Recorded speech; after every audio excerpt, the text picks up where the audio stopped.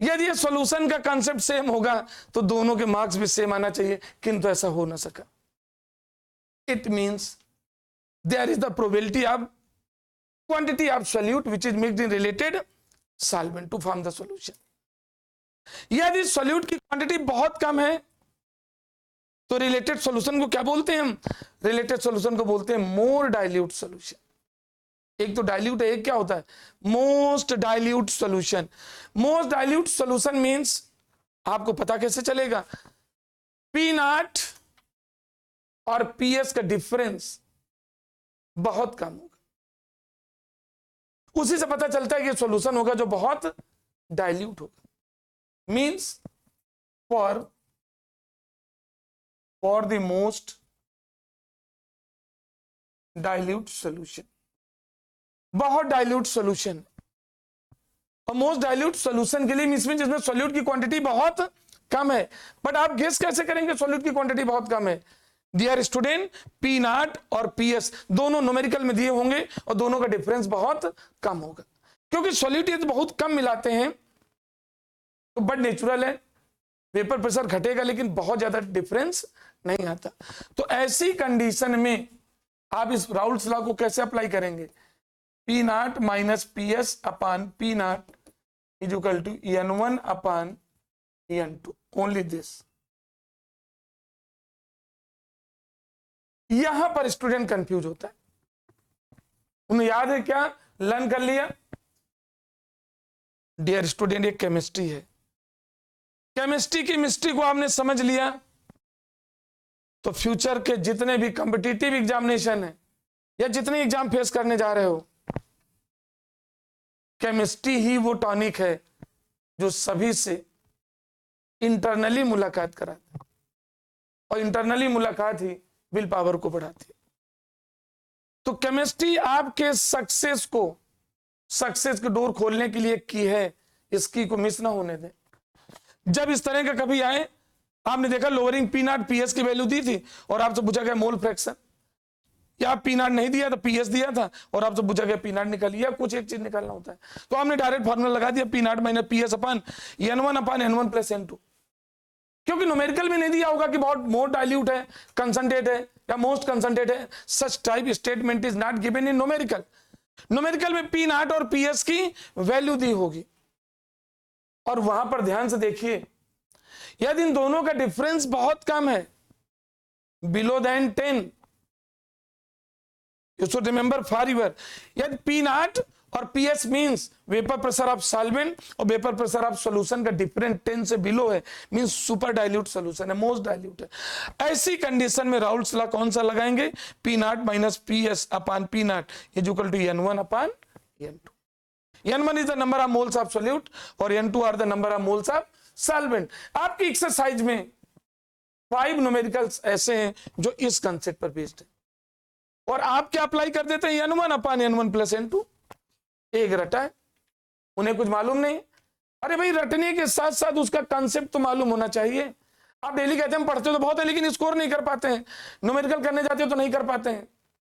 ये उसी तरह से लोग बहुत सारे कहते हैं कि हम पूजा भगवान की डेली करते हैं फिर भी हमें तकलीफ मिलती है, पूजा करते हैं मुंह से चिल्लाते हैं लेकिन सेंस नहीं समझते।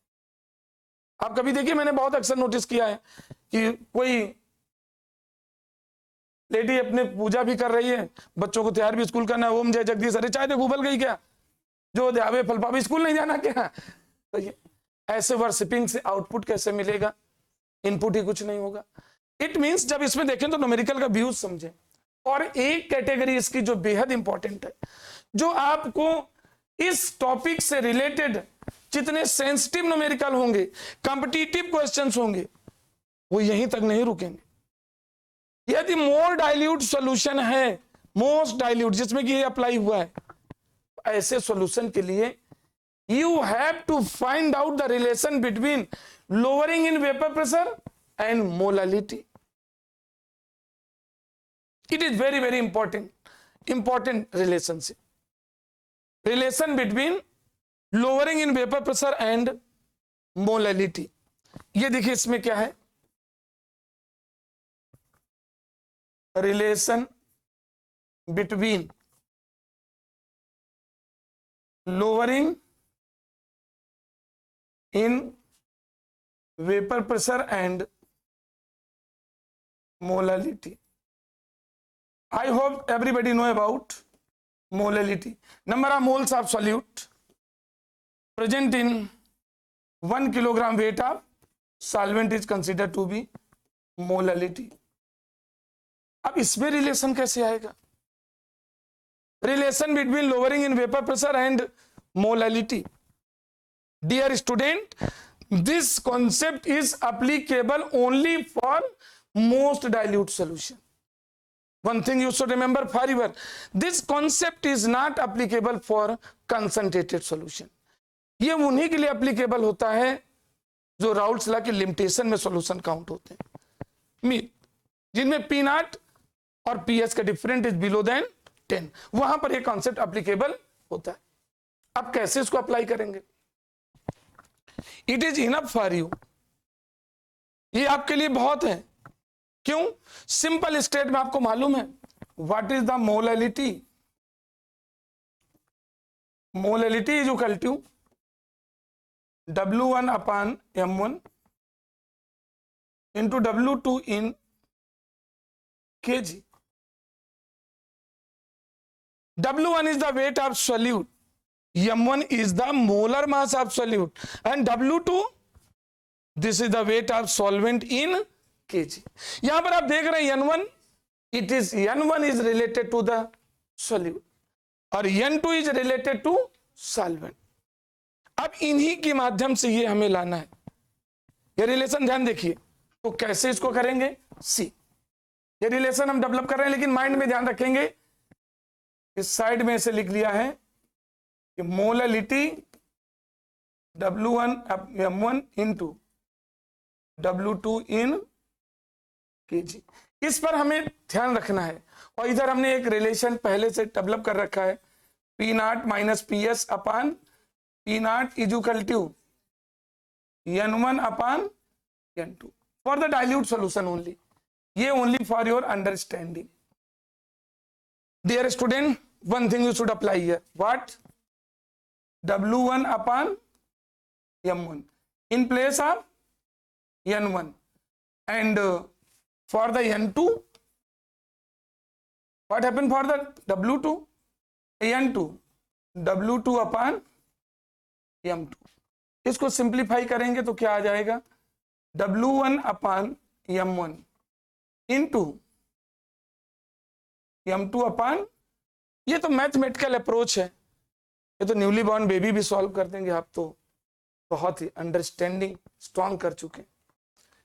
अब इसमें जरा कंपेयर करिए, इसमें कंपेयर करिए कि W1 को रहना है, M1 को रहना है, ये M1 है, W2 को रहना है, but M2 should not attend here. M2 यहां होना नहीं चाहिए, M2 को हटाना है, तो M2 को इधर ट्रांसफर कर दीजिए. P not minus P S upon P not into M2. M2 I hope everybody know, M2 is the molar mass of solvent here water, if water is the solvent, is equal to W1 upon M1 into W2. अब ये W2 जरा ध्यान से देखिए, यहां पे लिखा है W2 इन kg. मोलैलिटी में W2 किलोग्राम में होना चाहिए, और ये मोल निकालने में तो ग्राम में ही काउंट करते हैं. इट मींस इस W को हमें किस में कन्वर्ट करना है? किलोग्राम. और सॉल्वेंट का वेट जो ग्राम में है, तभी तो मोलैलिटी लिख पाएंगे. ये तो सिंपल था, यहां सॉल्वेंट kg कोई मतलब नहीं था, मोल्स थे वो W अपान M. तो W2 को kg से करने के लिए हमें 1000 से इसे डिवाइड करना पड़ेगा, और 1000 से डिवाइड करेंगे तो 1000 ऊपर आ जाएगा, और 1000 ऊपर आ जाएगा तो यदि कोई बैलेंस है और उसको बैलेंस स्टेट में रखना चाहते हो, क्योंकि यहां मोलैलिटी का कोई कॉन्सेप्ट था नहीं, तो इधर 1000 आ रहा है तो हमें इधर भी मल्टीप्लाई कितने करना पड़ेगा? 1000 से. क्यों? कहीं का पत्थर कहीं का रोड़ा, भानुमति ने कुनबा जोड़ा. मैथमेटिक्स में आप पढ़ते हो कंपोनेंडो डिविडेंडो, वो यहां पे करना पड़ेगा. 1000 से हम इसे डिवाइड कर रहे हैं, और 1000 से डिवाइड करेंगे तो 1000 किधर आ जाएगा? ऊपर आ जाएगा, जबकि इसमें 1000 कहीं नहीं था. तो उसको न्यूट्रलाइज करने के लिए इधर आपके समझ में आ रहा है ना, ये W2 ग्राम में है, वहां किस में होना चाहिए, किलोग्राम में। तो 1000 से डिवाइड करेंगे तो 1000 कहाँ आएगा, नीचे आएगा, वो किस में आ जाएगा, ऊपर। तो यदि यहां पर 1000 से मल्टीप्लाई करेंगे मोलिलिटी में लाने के लिए, तो हमें इधर भी तो 1000 करना पड़ेगा।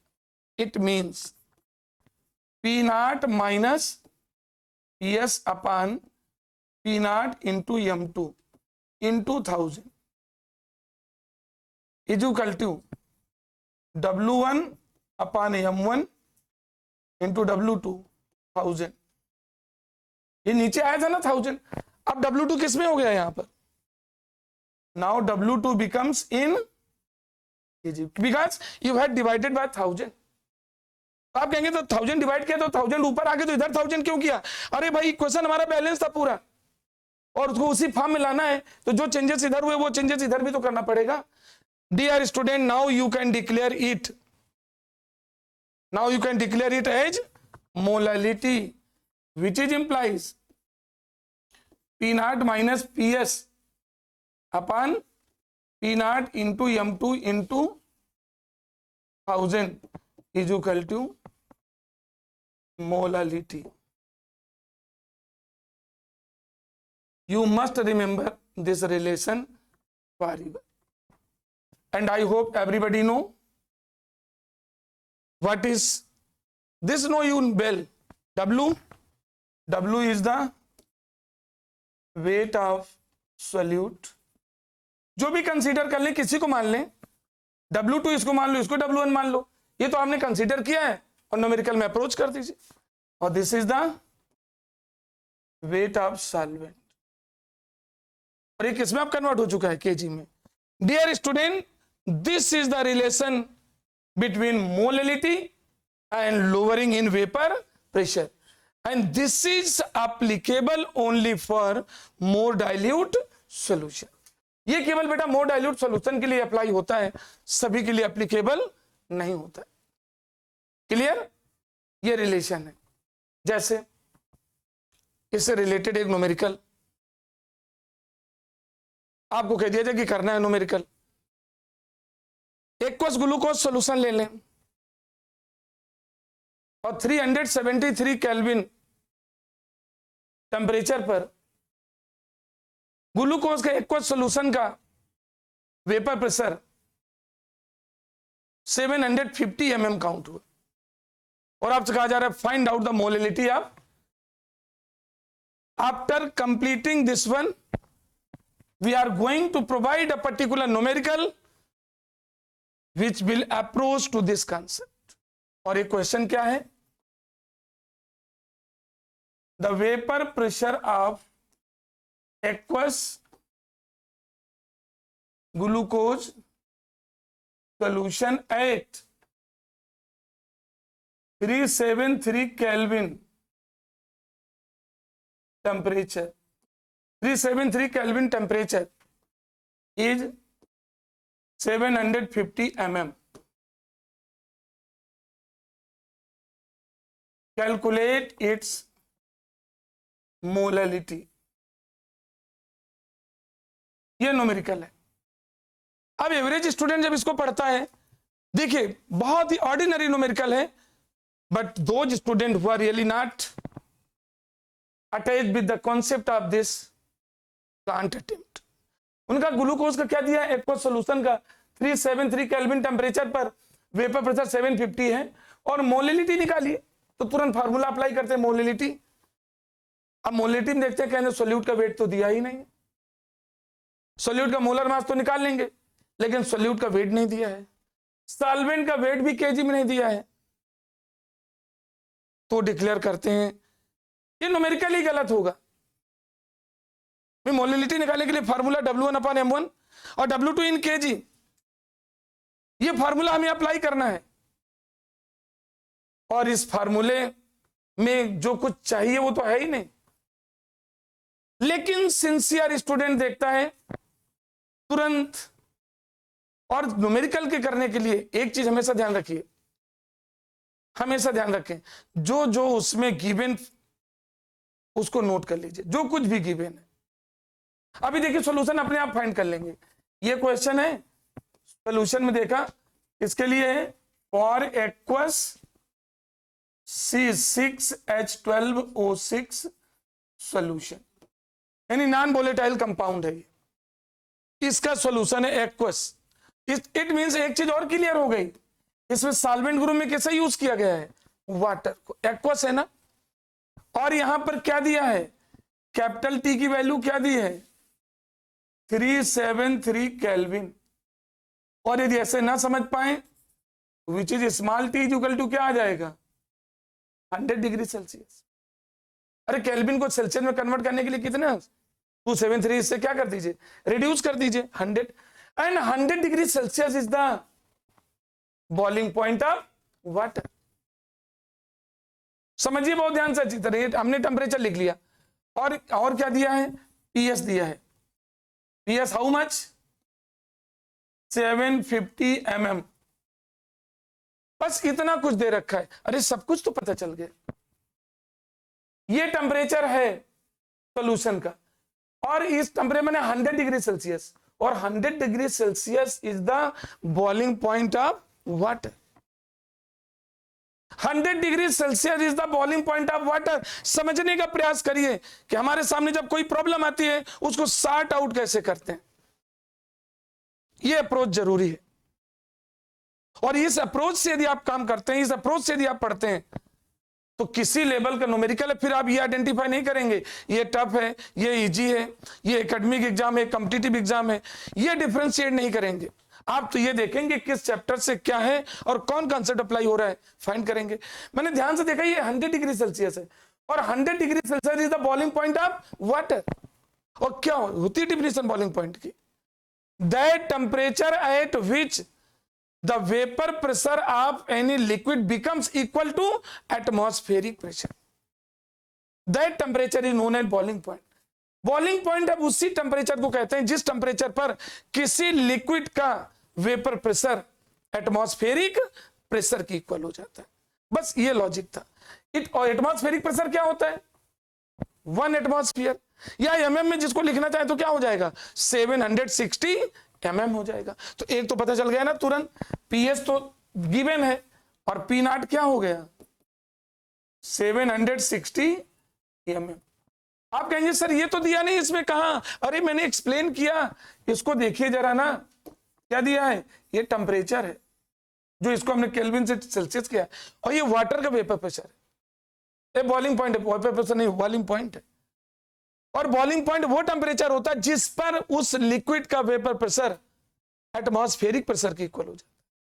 तो आप कहेंगे सर ये सॉल्यूशन था, आप सॉल्वेंट, ये तो सॉल्यूशन का है टेम्परेचर, और आप सॉल्वेंट जोड़ रहे हैं। अरे बेटा सॉल्यूट थोड़ी कन्वर्ट होगा वेपर में, वेपर में कन्वर्ट होना, वेपराइजेशन तो सिर्फ सॉल्वेंट का ही तो होगा, सॉल्यूट से क्या लेना देना।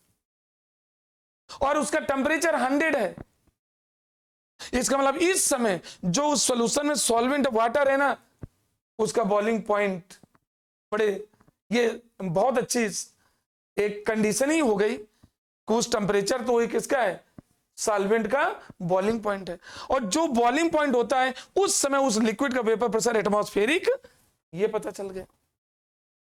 क्लियर। और ये दूसरा क्या दिया था हमारा, ये दोनों दिए थे, अब क्या रह गया, वाटर है इसमें सॉल्वेंट, तो मोलर हम पढ़ चुके हैं, ये तो बचपन से सभी को मालूम है, molar mass of H2O 18। Okay, तो अब क्या रह गया, सोई जी, therefore molality is equal to W1/M1। अब ये फार्मूला लगाया, आप कहेंगे अरे ये फार्मूला, बेटा ये फार्मूला होता है लेकिन आपको यहां पर ये अप्लाई करने की जरूरत नहीं है। आपको मोलिलिटी का क्या बता चुके हैं हम, molality is equal to P not minus P S upon P not into M2 into 1000। P not 760 minus P S 750 upon P not 760, P not क्या हो गया 760 इनटू मोलर मास 18 और 1000 तो है। You can find out this, the solution will lead to answer बहुत आसानी से। और ये लगा कैसे लिया, यही क्यों अप्लाई किया, ये कंसेप्ट केवल कंसंट्रेट के लिए नहीं होता है, ये डाइल्यूट सॉल्यूशन के लिए एप्लीकेबल होता है। और डाइल्यूट का पता कैसे चला, तुरंत देखा इन दोनों में डिफरेंस तो देखिए 10, पी नॉट और पीएस इनके बीच का डिफरेंस 10 और बिलो देन 10 है। Then we can apply this concept and find out the solution most easily. जो स्टूडेंट इसके सॉल्यूशन को बहुत ही आसानी से अटेम्प्ट कर पा रहे हैं, याद रखना डियर स्टूडेंट, ऐसे स्टूडेंट को फ्यूचर में कोई भी एग्जामिनेशन ना तो डरा सकता है ना हरा सकता है। प्रतिभा कभी प्रोत्साहन को मजबूर नहीं होती, एक हिंदी में सेंटेंस है, प्रतिभा कभी प्रोत्साहन को मजबूर नहीं होती। Discipline, devotion and determination lead to success. आपको अपॉर्चुनिटी, यदि आपके अंदर टैलेंट है तो ये जो नेचुरल पावर है, जिसको कोई गॉड के नाम से जानता है, कोई जय हनुमान कहता है, कोई वाहे गुरु कहता है, कोई कुछ कहता है, ये जो नेचुरल पावर है ये आपको ऐसे सरकमटेंसेस डेवलप करेगा कि आपको प्रमोट करने वाले फैक्टर अपने आप मिल जाएंगे, आपको ढूंढना नहीं पड़ेगा। आपको ढूंढना सिर्फ क्या है, अपने आप को। क्लियर, ये भी हो गया।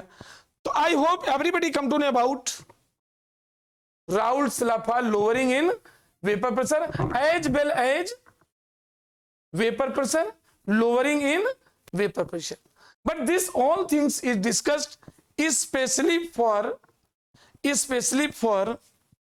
normal solution where we have to use non-volatile compound as a solute. Okay. Now third qualitative properties and that is elevation in boiling point. और इसको डिस्कस करने के पहले मुझे डिस्कस क्या करना पड़ेगा, बेसिकली अबाउट बॉइलिंग पॉइंट। ये हेडिंग जब मैं डाल रहा हूं तो बहुत सारे लोगों की हंसी रुक नहीं पाएगी। इसको तो मैंने 6 में पढ़ा था, अब बताने की क्या जरूरत है, इतना 6 में ही पढ़ लिया था और अब तो उसको जानने की जरूरत नहीं, पढ़ा जरूर था लेकिन उसके डिटेल से नहीं परिचित थे। सिंपली आप पढ़ लेते हैं that temperature at which any liquid start changing into vapour is known as boiling point, but it is not mechanical definition, it is theoretical definition. वह टेम्परेचर जिस पर कोई लिक्विड वेपर में कन्वर्ट होने लगता है, उस टेम्परेचर को उसका हम बॉइलिंग पॉइंट कहते हैं। जैसे फॉर एग्जांपल वाटर का बॉइलिंग पॉइंट 100 डिग्री सेल्सियस है, तो वाटर 100 डिग्री सेल्सियस में लिक्विड से वेपर में कन्वर्ट होना स्टार्ट कर देता है। तो 100 पे ही क्यों करता है? किसी स्टूडेंट ने टीचर से पूछा वो 100 पे ही क्यों करता है, 80 पे क्यों नहीं किया? क्योंकि स्टूडेंट के अंदर एक जिज्ञासा होती है, वो कुछ सीखना चाहता है, आया कैसे। अब टीचर ने कहा तुम्हें मालूम नहीं है, बुक में ऑलरेडी लिखा है, देख लो। तो ऐसा ये इसका सॉल्यूशन नहीं होगा। और ये सच है, उसका 100 ही क्यों हुआ? पेट्रोल एथेनॉल है, उसका 78 डिग्री सेल्सियस है, वाटर का 100 उसका 78 हुआ। 78 पे ही वेपराइज क्यों हुआ? अरे 70 पे हो जाता, 60 पे हो जाता, आखिर ऐसा क्यों? अब जब इस तरह के क्वेश्चंस आएंगे then such definition can't give the response of these queries. आपकी इन क्वेरीज का रिस्पॉन्स ये डिफिनीशन नहीं दे पाएगी। That temperature at which any liquid start changing into vapour is known as, ये सच है कि ऐसा होता है, लेकिन क्यों होता है? तो इसके एक्यूरेट डेफिनेशन में आपको अप्रोच करना चाहिए क्या, तो हमेशा याद रखना चाहिए दैट टेम्परेचर एट विच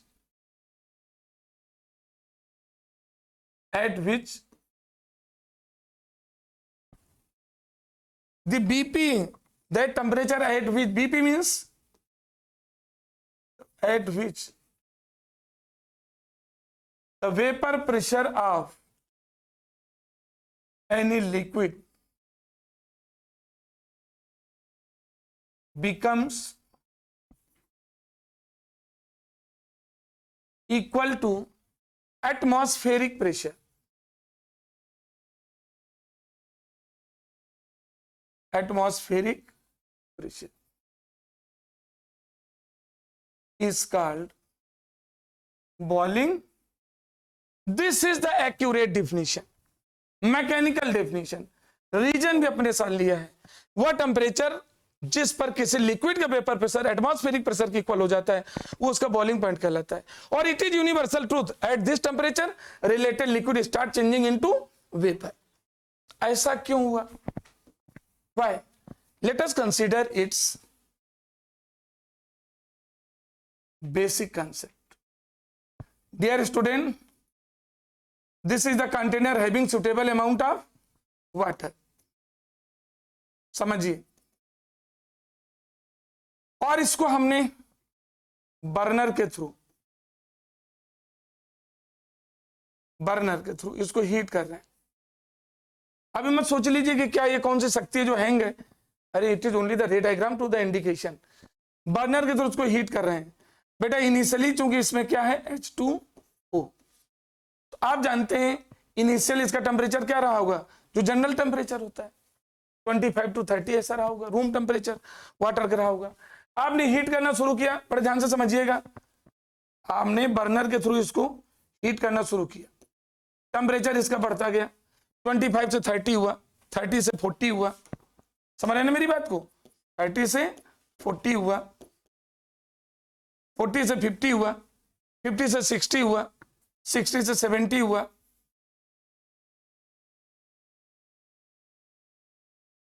और टेम्परेचर बढ़ता गया. और जैसे टेम्परेचर 100 डिग्री सेल्सियस अप्रोच करता है, इसका टेम्परेचर कितना हुआ? 100 डिग्री सेल्सियस. तो इसके मॉलिक्यूल क्या हो जाते हैं? Start vaporisation. बॉइलिंग शुरू हो गई. मतलब क्या हुआ? 100 पे क्यों शुरू हुई? Dear students, you know vaporise molecule, इसके जो वेपराइज मॉलिक्यूल थे ना, मान लीजिए ये वेपराइज मॉलिक्यूल है. अब मायोपिया वाले को भी दिख जाएंगे. ये वेपराइज मॉलिक्यूल ये आ तो गए थे 30 पे ही, 40 पे आ गए थे, 50 पे आ गए थे. क्यों? जैसे नीचे हीट किया और जिसको हीट मिली, heat will convert into kinetic energy. Kinetic energy बढ़ती गई और जिसकी काइनेटिक एनर्जी एवरेज से ज्यादा हो गई वो एस्केप करने लगे. वो कहेंगे अब यहां नहीं रुकेंगे, हमें जाना है. और जाने वाले को आज तक कोई रोक नहीं पाए. लेकिन एटमॉस्फेरिक प्रेशर ने रोक दिया. ये नहीं जा पा रहे हैं क्योंकि उन पे क्या लग रहा है? ये अभी मैंने आपको बताया था डियर स्टूडेंट, इन पर लग रहा है एटमॉस्फेरिक प्रेशर. जो हमने एरो शो किया है ये इंडिकेट कर रहा है एटमॉस्फेरिक प्रेशर को, और एटमॉस्फेरिक प्रेशर इसको रोक देता है क्योंकि वो मोर इफेक्टिव होता है. उसकी वैल्यू हायर होती है एटमॉस्फेरिक प्रेशर की. और कुछ वेपराइज मॉलिक्यूल पहुंचते हैं वो पुअर उनका होता है, प्रेशर ऊपर को लगा रहे हैं, तो ये ज्यादा इफेक्टिव इनका नहीं हो पाया, ये यहीं रुक गए. हम टेम्परेचर कंटिन्यू देते गए, नीचे से हीट देते गए, टेम्परेचर बढ़ता गया, हीट देते गए, टेम्परेचर बढ़ता गया. और बढ़ते बढ़ते जब 100 पे पहुंचा, जानते हो क्या हुआ? यहाँ पे किसकी संख्या बढ़ती चली जा रही थी कंटिन्यूअस.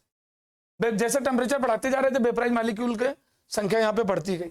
ये वेपराइज मॉलिक्यूल हैं जो दिख रहे हैं ग्रीन इसमें.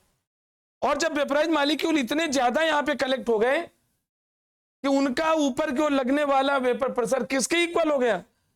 एटमॉस्फेरिक. और जब इक्वल हो गया तो यहां से तो हीट कर ही रहे हो ना, यही ज्यादा इफेक्टिव हो जाएगा. तो जब इन वेपराइज मॉलिक्यूल के ऊपर लगने वाला वेपर प्रेशर एटमॉस्फेरिक प्रेशर की इक्वल हो गया, तभी तो ये क्या होने लगेंगे? ये वेपराइज मॉलिक्यूल अंदर यहां से निकल के बाहर जाने लगेंगे, जिसको हम क्या कहते हैं? बॉइलिंग. ऑर्डिनरी टेम्परेचर पे जब लिक्विड मॉलिक्यूल वेपर में कन्वर्ट होते हैं तो उसको बोलते हैं हम इवापोरेशन. और हीट करने पर जब लिक्विड मॉलिक्यूल वेपर में कन्वर्ट होते हैं तो उसको हम क्या बोलते हैं? बॉइलिंग. अब बॉइलिंग शुरू होगी. इट मींस जब किसी भी लिक्विड का टेम्परेचर बढ़ाते जाते हैं तो जब उस लिक्विड का वेपर प्रेशर एटमॉस्फेरिक प्रेशर के वेपर प्रेशर होता क्या है, इन वेपराइज मॉलिक्यूल बाहर की ओर जाना चाहते हैं ना, अपोज ये कर रहा है तो इस पर एक प्रेशर लगा रहे होते हैं, और जब इन वेपराइज मॉलिक्यूल का ऊपर को लगने वाला वेपर प्रेशर एटमॉस्फेरिक प्रेशर की इक्वल होता है तो इनको हटा के बाहर चले जाते हैं। डियर स्टूडेंट, वही तो होता है उसका बॉइलिंग पॉइंट।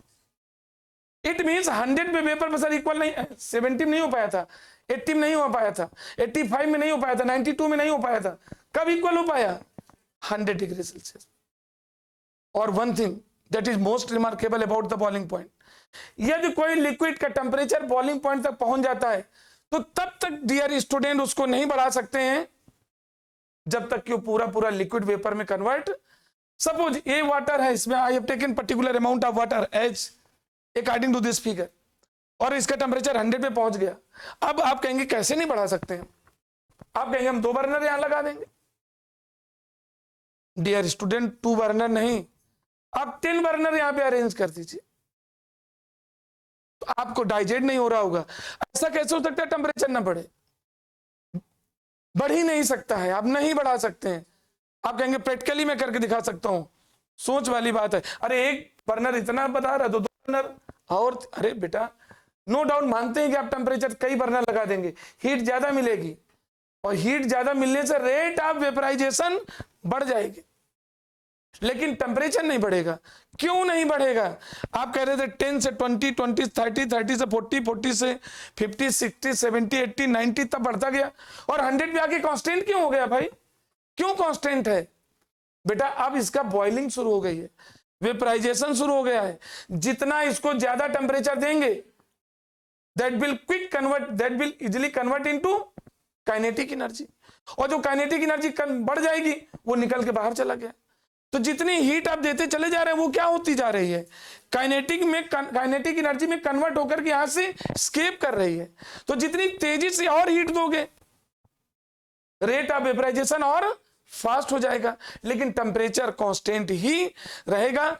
डियर स्टूडेंट, तब तक कांस्टेंट रहेगा जब तक कि पूरा पूरा ये लिक्विड वेपर में कन्वर्ट ना हो जाए। Clear? Ultimately one thing you should remember for your, यही रिमार्केबल पॉइंट होते हैं जो तुम्हें बहुत ध्यान देने की जरूरत है, इसमें मिसिंग नहीं करना चाहिए।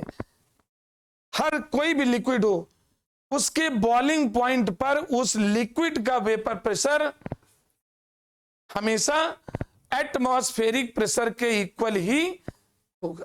जैसे एग्जांपल के तौर पे किसी ने पूछा, फॉर एग्जांपल एज फॉर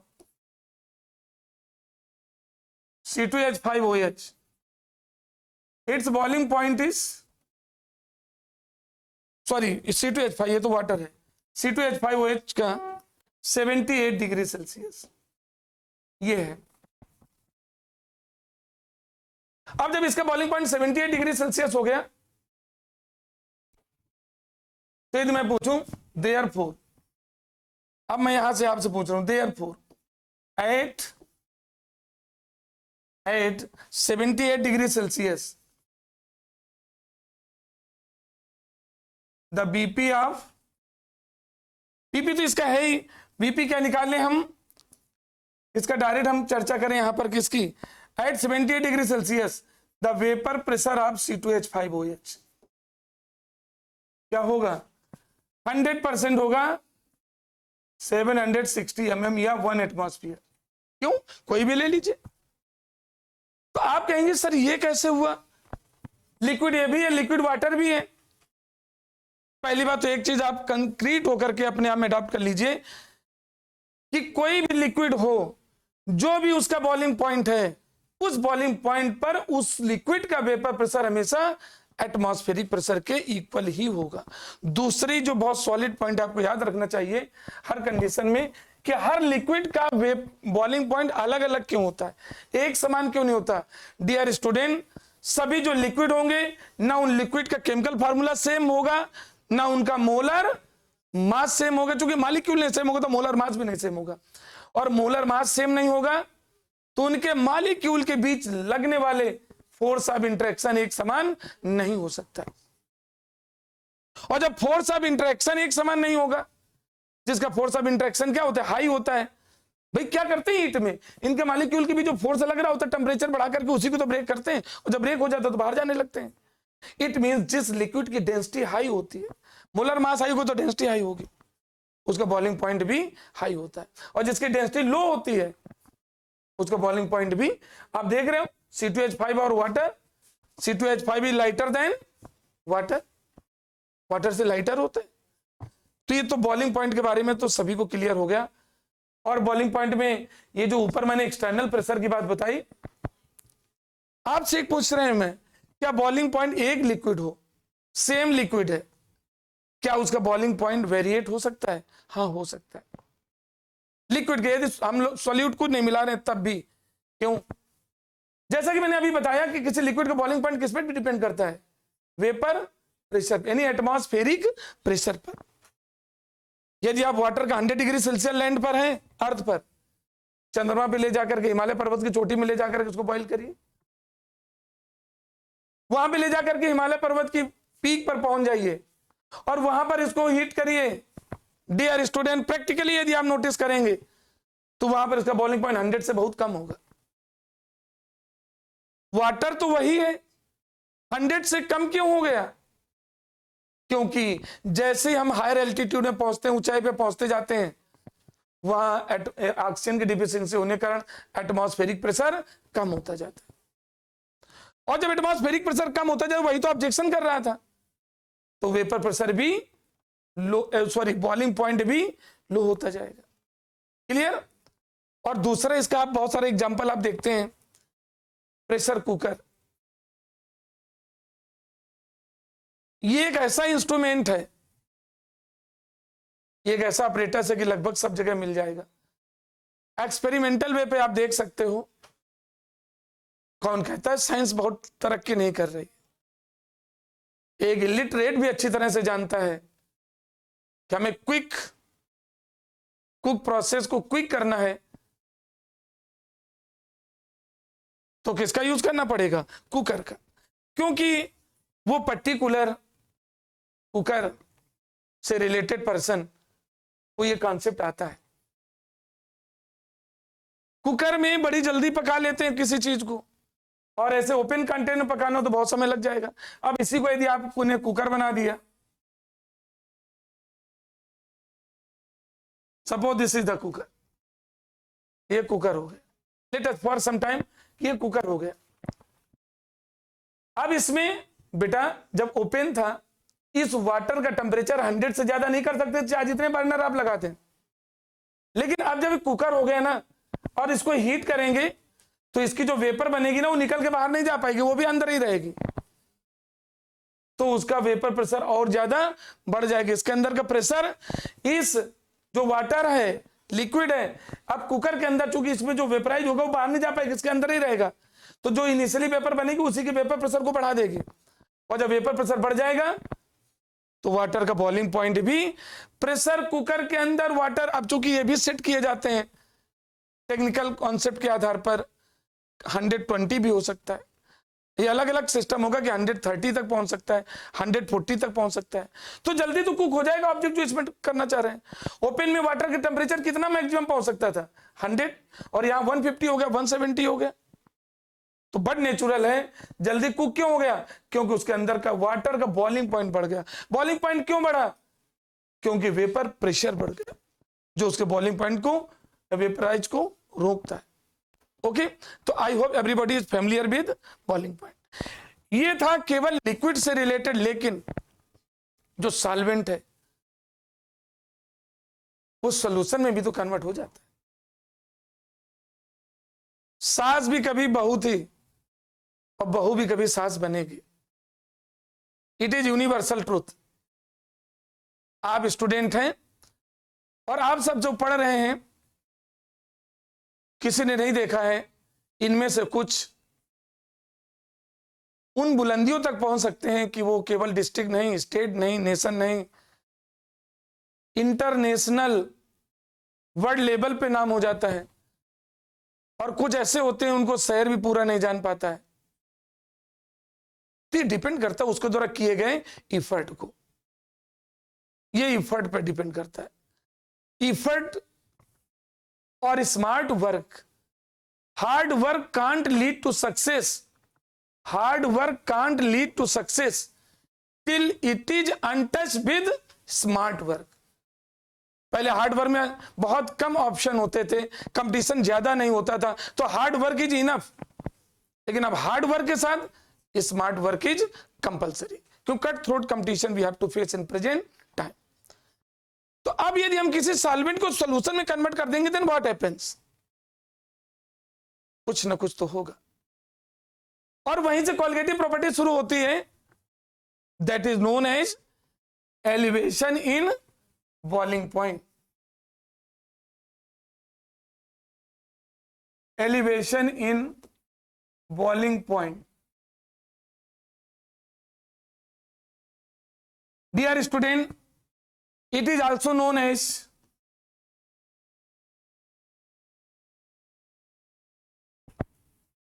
देखिए इसके हमें निक नेम भी मालूम होना चाहिए. जिस तरह से डिप्रेशन इन फ्रीजिंग पॉइंट को हम क्रायोस्कोपी के नाम से जानते हैं, उसी तरह एलिवेशन इन बॉइलिंग पॉइंट को एबेलियोस्कोपी किसके नाम से जानते हैं, एबेलियोस्कोपी के भी नाम से जानते हैं. तो कभी कभी ये वर्ड आ जाते हैं, हम लिखने कोई जरूर नहीं, because you know well ebullioscopy. बेटा what is this? Dear student, when we mix some amount of any non volatile compound in given solvent, then the boiling point of related solution used to increase. This is known as elevation in boiling point. जब किसी pure solvent में कोई non volatile compound मिलाते हैं, then the boiling point of related solution used to increase. It is known as elevation in boiling point or एबेलियोस्कोपी.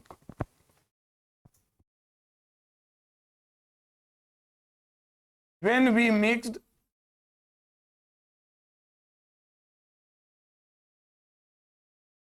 some amount of any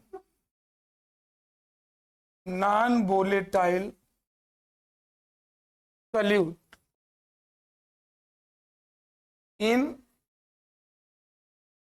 given solvent, then the boiling point of related solution used to increase. because ये तो habitually है, used to increase.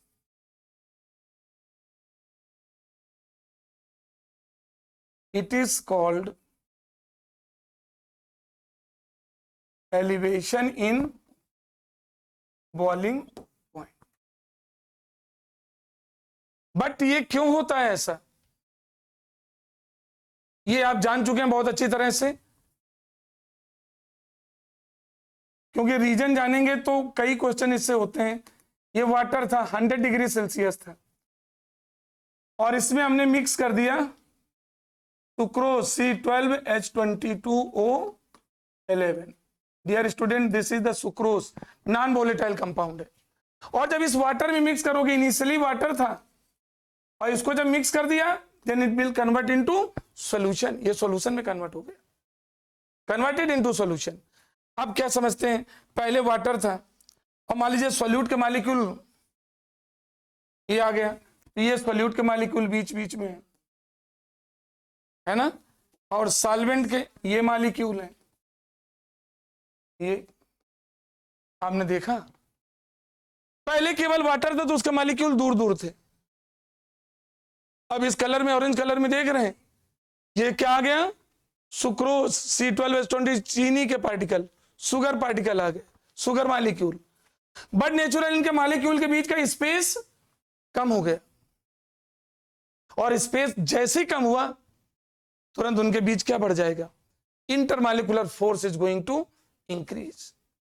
और जब intermolecular force increase होगा तो temperature क्या क्यों देते हैं, वो इंटरमॉलिक्यूलर फोर्स को ही तो ब्रेक करते हैं. तो जब when intermolecular force is used to increase, no doubt the boiling point of related solution will also increase. This is known as elevation in boiling point. इससे कंक्लूजन क्या निकलता है? Therefore BP of solvent, let us consider, इसको हम लिख लेते हैं boiling point solvent का, टीबी लिख लें, T0 क्या लिख दें? T0। बॉइलिंग पॉइंट आप लिखना चाहते हैं, एलिवेशन इन बॉइलिंग पॉइंट की बात हो रही है, समझने का प्रयास करिए बहुत अच्छी तरह से समझ करके। T0 बी और सॉल्यूशन का TS बी। अब इसका क्या लिख सकते हैं? T0 B. टेम्परेचर किसका? बॉइलिंग पॉइंट का। और किसका बॉइलिंग पॉइंट? सॉल्वेंट का T0 बी। और बॉइलिंग पॉइंट ऑफ ये क्या हो जाएगा? TS B. किसकी वैल्यू हायर होगी? सॉल्यूशन की, T0 B. Therefore delta TB. What is the delta TB? इसी को बोलते हैं एलिवेशन इन, शॉर्ट में है delta TB is equal to TS B minus T0 B. ये हो गया, ये तो हो गया एलिवेशन इन बॉइलिंग पॉइंट। कितना एलिवेट किया? पहले इतना था, बाद में इतना, वो तो डिफरेंस जो आएगा वही होगा elevation in boiling point. Okay. और अकॉर्डिंग टू कोलिगेटिव प्रॉपर्टीज, समझिए,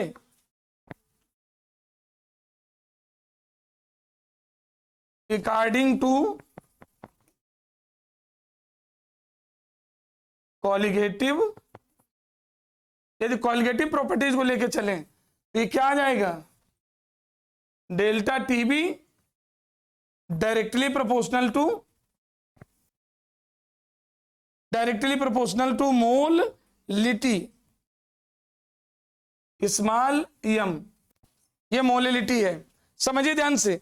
ये तो हमने निकाला elevation in boiling point TS B minus T0 B, लेकिन कोलिगेटिव प्रॉपर्टीज का जो कॉन्सेप्ट है वो elevation in boiling point is directly proportional to small m. Small m यहां पे किसको स्टैंड कर रही है? Which is implies delta TB is equal to AB into small m. ये आपको ध्यान देना पड़ेगा। न्यूमेरिकल इसके एक आना 100% है। Delta TB you know well, एक इसमें वर्ड आया, this is known as elevation constant K0 KB and small m here indicate about molality। Small m तो बेटा यहां पे मोलैलिटी है। This relation you should adopt here. इससे रिलेटेड जितने भी न्यूमेरिकल्स होंगे, आप यही कॉन्सेप्ट अप्लाई करेंगे। और एक चीज यूनिवर्सल याद रखना, यदि गिवन सॉल्वेंट इज वाटर, यदि सॉल्वेंट जो दिया गया है वो क्या है? वाटर है, तो 100% KB हो या KF, उसकी वैल्यू क्या होगी? 1.86, because in different sorts of numerical its value is not given. तो for specially for the water, if the solvent is water is solvent है, तो जो एलिवेशन कांस्टेंट है इसकी वैल्यू कितनी आएगी? 1.86। और मोलिलिटी आप निकालना बहुत पहले से जानते हैं, ठीक है। तो डियर स्टूडेंट, आज के इस एपिसोड में इन दो कोलिगेटिव प्रॉपर्टीज के बारे में डिस्कस किया, और नेक्स्ट प्रॉपर्टीज लेकर मुलाकात करेंगे अपने नेक्स्ट लेक्चर में। Thank you.